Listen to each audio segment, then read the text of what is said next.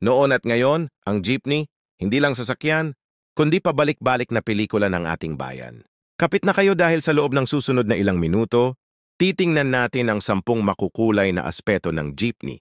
Mula sa unang Willys na dumating pagkaraan ng digmaan, hanggang sa mga modernong electric at reimagined na modelo, at malalaman ninyo kung paano nito hinulma ang ating kultura at pagkatao. Huwag lumipat. Bawat segment ay puno ng kwento, pagmamalaki, at sorpresa na siguradong tatatak sa puso ng bawat Pilipino. Ikauna, pinagmulan at unang jeepneys, then versus now. Noon, pagkatapos ng ikalawang digmaang pandaigdig, napuno ang lansangan ng lumang military jeep, ang Willys, na iniwan ng mga Amerikano. Ginawang pampasahero ang mga ito. Pinahaba ang likod, nilagyan ng upuan sa gilid, at naging mas matibay para sa mahabang biyahe sa kalsada ng bayan. Ang unang jeepney ay produkto ng pagkamalikhain. Mekaniko at karpintero na Pilipino ang nag-remake gamit ang paikot-ikot na pamamaraang gawa-bahay. Resulta, isang simbolo ng pagbangon at praktikal na sining ng masa. Mga tiyak na detalye, Willys chassis, makinang gasolina na V-type, at upuang kahoy o bakal na pinagnatukod na may simpleng bubong. Ngayon, makikita ang teknolohiya mula sa diesel engines na may mas maayos na fuel. Injection hanggang sa ilang prototype na electric. Ang paggawa ay hindi na puro improvise. May mga concerted fabricators na sumusunod sa standards. May mga modular body kits, standardized brakes, at mas komportableng upuan. May mga bagong industriya ng bodywork na gumagamit ng CNC cut metal at fiberglass panels, habang pinananatili pa rin ang tradisyonal na palamuti sa harapan. Ngunit tandaan, kahit modernong makina, ang diwang maparaan ng unang mga mekaniko ay buhay pa rin sa maraming maliit na karpinterya at shop. Mula sa pinagmula ng makina at bakal, haharapin natin ang puso ng jeepney, ang disenyo at sining na nagpapaindak sa bawat kalsada. Ikalawa, disenyo, kulay at palamuti, then versus now. Noon, ang jeepney noon ay literal na canvas ng personalidad ng may-ari at ng komunidad. Ginagawang obra ng mga pintor at metalworker ang bawat harapan. Banig pattern na kinulit, chrome bumpers, buntot na paikot, at salamin na may painted borders. Makikita ang mga religious decals, Santo Niño, Birhen, ang mga pangalan ng pamilya o bayan, pati na ring mga paboritong pelikula at banda bilang stickers. Simple pero detalyado. Handmade pinstriping, raised metal ornaments at pinagpanting na bakod. Ang lighting noon kadalasang mala-retro, halogen o par lamps na may crossbar at halos homemade na turn signals. Ngayon, ang aesthetic ay nag-evolve pero hindi nawala ang pagmamalaki. May mga professional graphic designers at car wrap shops na nagko-offer ng high-resolution vinyl wraps, LED light bars, neon underglow, at laser-cut grills. Ang tradisyonal na motif, religious imagery, family names, at makukulay na patterns ay naiaangkop sa digital printing. Kaya pareho mong makikita ang nostalgia at modernong finesse. May mga jeep na commissioned ng local artists at NGOs bilang mobile canvases para sa kampanya at exhibit. Specific examples ng detalye, vinyl wrap na may UV coating, LED interior strips na may dimmer, at powder-coated steel bumpers para sa pangmatagalang proteksyon. Kapag napansin na natin ang panlabas na ganda, sumisid tayo sa loob, ang buhay at ritmo ng mga driver at konduktor.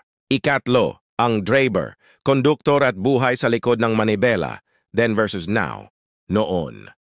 Dating bida ng kalsada ang driver at konduktor. Kilala sila sa tinig na para po at sa mabilis na kamay sa pagkuha ng pamasahe. Ang driver ay multi-skilled, mekaniko, negosyante, at community storyteller. Mayroong sariling pamamaraan ng pagmamaneho. Malapit na distansya sa kasunod, sinasabayan ang trapiko sa estero at palengke. Ang konduktor naman, may maliit na leather pouch at chalkboard para sa pamasahe record. Malimit makikita na nag-uusap sila sa pasahero, nagbabatian, at minsan ay nagbibigay ng diskwento sa matagal ng suki. Detalyeng makikita noon, coin tray, simpleng manometer para sa presyo ng gulong, at bahay-gawing radio o tape player. Ngayon, nagbago ang profesionalismo at hamon. Maraming driver at operator ang dumaan sa training programs sa road safety at basic vehicle maintenance. May regulasyon sa oras ng serbisyo at rest breaks. Dumami ang mga jeepney na may cashless fare system, tap cards o QR. Kaya ang konduktor ay may bagong papel, assistant sa traffic manager. Ngunit may mga hamon mas mahigpit na regulasyon at kompetisyon mula sa modernong transport options na nagdulot ng pag-adjust sa kita at schedule. Detalyeng technical, digital tachograph, GPS tracking, at smartphone apps para sa dispatch at real-time na ruta. Mula sa mga taong nagpapatakbo, tingnan naman natin ang karanasan ng mga pasahero, ang tunay na puso ng jeepney. Ika-4, karanasan ng pasahero at social life sa istruktura, then versus now. Noon, ang sakay sa jeep noon ay pandama, hangin na may amoy ng diesel, makitid na upuan na parang family bench, at mga boses ng mga pasahero na nag-uusap tungkol sa buhay, trabaho at chismis. May ritual pagmano sa paglalakad sa likuran para mag-step, pagbibigay saksak ng pamasahe sa konduktor, at pakikipagsiksikan sa rush hour habang humahagulgol ang kumukulong tricycle at mga tindahan sa kanto. Ang pakiramdam ay intimate. Kakilala mo ang tindero, suking estudyante, at tatlong magkakapit bahay na umaani ng sari-saring kwento sa bawat biyahe. Practical na detalye, walang aircon, binta ng sliding o walang salamin, at sometimes nakahang ang mga grocery o prutas sa gitna. Ngayon, mas formal na ang passenger experience sa maraming ruta. May assigned seats, iba't ibang klaseng jeep, AC versus non-AC, premium shuttle, at mas malinis na interior sa mga bagong models. Dumami ang passenger etiquette campaigns. No smoking, no eating, priority seats for elderly and pregnant, at may visible signage. Sa kabila nito, nananatili ang social bonding. Paslit na nagbibili ng turon, estudyanteng nag-aaral habang sumasakay, at mga lola na nagbubukas ng kwento ng kabataan. Technical specifics, improved suspension para sa mas komportableng biyahe, anti-slip flooring, at handrails na mas madali hawakan. Mula sa loob, susuriin natin kung paano nakapasok ang jeepney sa lungsod, ang ruta at urban fabric nito. Ika-5, ruta, sistema ng pamamaraan at urban integration. Then versus now. Noon, ang jeepney ang nag-fill, ang gap sa public transport, flexible routes, na sumusunod sa demand ng palengke, pamilihan at terminal. Walang striktong fixed schedule. Ang flow ay community-driven, dumarating kapag puno, umaalis kapag puno. May mga jeep line sa harap ng eskwelahan at opisina. Minsan ang ruta ay bahagi ng alamat ng barangay. Daan kayo sa may puno ng balete, doon bababa. Ang sistema noon ay napaka-localized at adaptive. Alam ng bawat driver ang shortcuts at backroads para umiwas sa trapiko. Ngayon, mas regulated at planned ang mga local government units at LTFRB ay may ruta classifications, terminals, at time windows. May mga BRT at mga modern bus na sinasamahan ng jeepney routes bilang feeders. Teknolohiya gaya ng route, optimization apps at GPS tracking ay ginagamit para bawasan ang overlapping at improve frequency. May sinubok na organized jeepney, unions at cooperatives na may permits at scheduled dispatch. Specific changes, designated jeepney stops, designated loading-unloading zones, at integration sa transport hubs. Ipinakita na natin ang paggalaw. Susunod naman ang ekonomiya sa likod ng mga gulong. Ika-6, ekonomiya, pagmamay-ari at modelong negosyo, then versus now. Noon, ang pag-ari ng jeepney ay madalas small scale. Isang driver o pamilya ang nagmamay-ari. Kumikita sila araw-araw mula sa pamasahe at diskarte. Ang capital ay impractical pero achievable. Binili ang surplus. Jeep at inayos ng sariling kamay, kita ay share system sa pagitan ng driver at may-ari. Walang formal financing, cash deals, paluwagan o informal lenders. Ang kita ay nakadepende sa ruta at oras. May mga araw na malaki ang kita lalo na tuwing fiesta at market day. Ngayon, nagkaroon ng corporate at cooperative models. Maraming operator ang pumapasok sa financing. Schemes para sa modernization, pagpalit sa Euro-compliant, engines o electric conversion. May microloan programs at government assistance, pati na ring PPP projects para sa mass transport upgrades. May mga talaan ng depreciation, maintenance schedules, at business permits. Detalyeng financial, farebox revenue monitoring, fuel cost hedging, at posibilidad ng ad revenue sa vehicle wrap para dagdag kita. Habang pinag-uusapan ang ekonomiya, di mawawala ang mga hamon, tuklasin natin ang mga isyong pangkalikasan at regulasyon. Ika-7, kalikasan, emisyon at regulasyon, then versus now.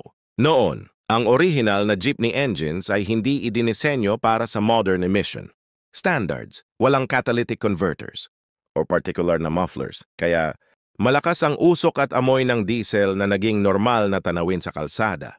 Bago pa ang malawakang regulasyon, bihira ang regular emissions testing. Ang focus noon ay pagpapanatili ng makina at pagpapatakbo araw-araw. Resulta, malaki ang ambag ng fleet sa local pollution at black smoke, lalo na sa congested city centers. Ngayon, may pressure mula sa environmental standards at public health. May mandated emissions testing, phased out old units at push para sa electric jeepneys. May mga pilot programs para sa zero emission, fleets at mga incentives para sa conversion. Sa cleaner engines, specific technical na detalye, installation ng diesel particulate filters, compliance sa Euro IVV emissions, at electric drive trains na gumagamit ng lithium-ion batteries or hybrid systems. Ngunit may gap, financing at charging, infrastructure pa rin ang malaking hadlang sa malawakang adoption. Dahil sa hamon ng pagbabago, paano naman ang modernisasyon ng jeepney mismo? Susunod ang mga bagong anyo at alternatibo. Ikawalo, modernisasyon, reform, replacement at mga bagong modelo, then versus now. Noon, ang then ay improvisational. Wala pang malalaking programa para i-upgrade ang fleet.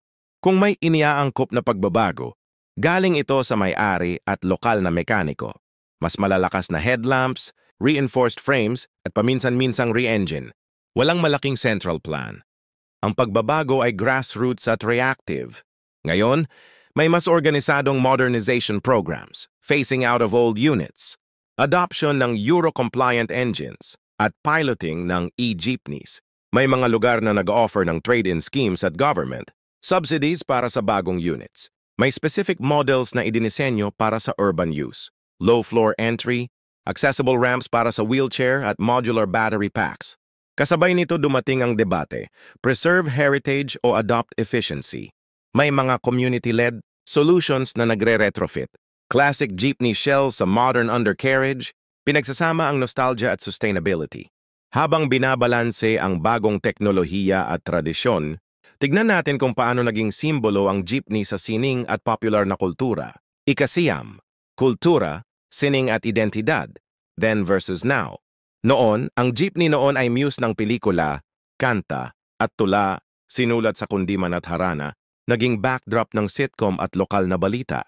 Naging canvas ng kolektibong alaala, jeepney scenes sa pelikula, bayaning driver at pasahero na may kwento ng pag-ibig at pakikibaka. Sa araw-araw, ito ang lugar ng impromptu concerts ng mga musikerong lansangan at pagkukwentuhan ng matatanda tungkol sa politika at buhay. Ngayon, patuloy ang representation. May mga art festivals na gumagamit ng jeepney bilang exhibit, mga documentary na nagdo-document ng buhay nito, at collaborations sa modern artists para gawing moving galleries. Ang jeepney iconography ay ginagamit sa branding ng tourism campaigns at souvenirs. Detalyeng makikita, curated jeepney murals, mobile galleries, at jeepney-themed pop-up events na nagpapakita ng fusion ng tradisyon at modern art. Mula sa sining, mayroon pa tayong huling mahalagang tanong. Ano ang hinaharap ang ating pambansang simbolo? Ikasampu, hinaharap, preservation, innovation at pananaw, then versus now. Noon, ang hinaharap noon ay simple ang pananaw. Patuloy lang ang pag-devolve ng mga lumang unit habang pinapakinabangan ng komunidad. Ang goal ay survival, repaired parts, sariling ingenuity, at umiiral na pamumuhay sa kalsada. Walang malawakang diskurso tungkol sa klima o tech transitions. Ang una-una ay makakain at makakakilos. Ngayon, ang hinaharap ay pinag-uusapan na sa lahat ng level, mga lokal na pamahalaan, NGOs, designers at commuters. May push para sa sustainable transition, electric fleets, cooperatives, at cultural preservation projects.